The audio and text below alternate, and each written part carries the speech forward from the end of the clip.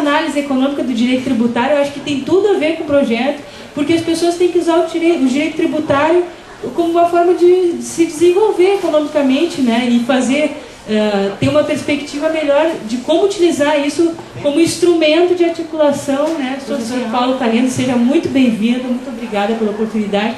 Agradecendo a editora Campos Elsevier, que é uma editora que também recomendou e insistiu que a gente já fizesse nesse tempo, e a gente está vendo aqui hoje, com a presença de vocês, como esse assunto é importante, e vendo que a livraria está cheia em fevereiro ainda, né? Já retomaram as aulas e a livraria já está cheia. Professor, com a palavra, seja bem-vindo e fique à vontade, depois fazemos as perguntas. Eu vou tentar, nesses 30, 40 minutos, ser bastante breve. A exposição ela vai englobar 3 pontos, 3 itens principalmente. Primeiro, o que é análise econômica? Segundo, qual a relação entre direito tributário e análise econômica? E terceiro, quais são as consequências práticas, o que a gente pode usar de modo prático em relação ao tema. Só gostaria de dizer que, nesse primeiro aspecto, que eu não pretendo substituir no livro, na palestra que eu vou fazer, na conversa que eu vou ter com vocês, não pretendo substituir a análise jurídica pela análise econômica. Pelo contrário. Então não é uma tentativa de substituição da interpretação jurídica pelo econômico, mas o acréscimo para o jurista de uma outra dimensão de análise também, que é a análise econômica, que vai influenciar a ação do jurista, a ação do advogado, do promotor, do juiz, do estudante, que é mais uma ferramenta de análise que pode ser utilizada e que vai fortalecer aquele que utiliza. Qual é a relação entre direito e economia? Bem, as duas ciências, a ciência jurídica e a ciência econômica, trabalham com algo em comum, que é o comportamento humano. O que é de comum entre os dois campos? O estudo do comportamento humano. A diferença, digamos assim, maior entre os dois lados é que a economia tenta descrever como o comportamento humano é. E o direito tenta descrever como esse comportamento deve ser. A economia tenta prescrever ou tenta verificar quais são as leis que regem o comportamento humano, enquanto que o direito tenta mudar esse comportamento e dizer como deve ser esse tipo de comportamento. Bem, portanto, esse primeiro item, ele vai tentar explicar o que é a análise econômica e em seguida dizer para que serve a análise econômica. Primeiro, analisando qual é a história dela, da análise econômica, alguns autores, alguns conceitos, e em seguida para que pode servir essa análise econômica. Depois eu faço a relação com o direito tributário. Primeiro, a origem.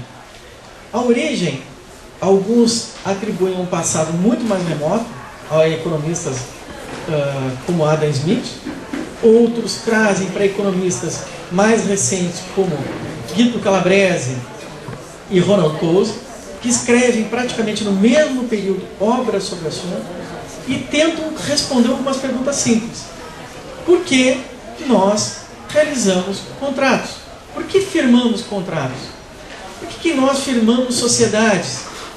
Por que nós, ao invés de firmarmos contratos, simplesmente nos relacionamos? Qual a razão de termos contratos, sociedades, empresas e institutos jurídicos, afinal? E essas perguntas são respondidas em alguns textos. A partir deste início, a escola de interpretação da relação entre direito e economia se dividiu em alguns campos. Nós vamos ter escolas que tentam descrever, do ponto de vista econômico, alguns fenômenos jurídicos, por exemplo, o que é a empresa, o que é o contrato, o que é o casamento, o que é a união estável, a separação, a propriedade, o tributo. Então, tentam descrever, do ponto de vista mais geral, qual é o significado econômico desses instrumentos. Tem um autor que é o Posner, Richard Posner, que diz que qualquer instrumento jurídico pode ser descrito sob a ótica de um sistema de preço. Todos, inclusive o casamento, o amor, a religião, a fé. Então ele chega ao extremo de dizer que as relações interpessoais, por exemplo, de amor, de afeto, inclusive de fé, podem ter explicação econômica. Claro que é uma tendência extremamente radical.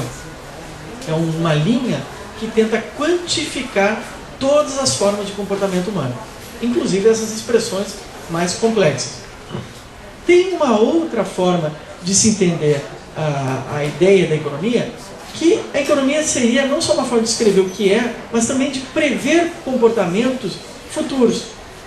Visto que nós nos relacionamos e tudo pode ser objeto de alguma previsão probabilística, né, que poderá ocorrer, essa linha diz que nós podemos usar a economia para prever o efeito econômico de algumas coisas.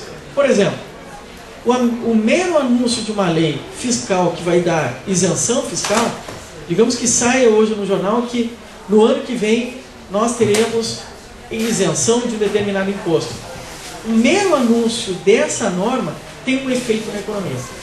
Os agentes econômicos vão começar a se comportar de uma forma ou de outra pelo mero anúncio dessa norma. Vão poupar mais, vão gastar menos, vão importar mais ou menos. E isso nos permite prever e até coordenar a ação dos agentes econômicos.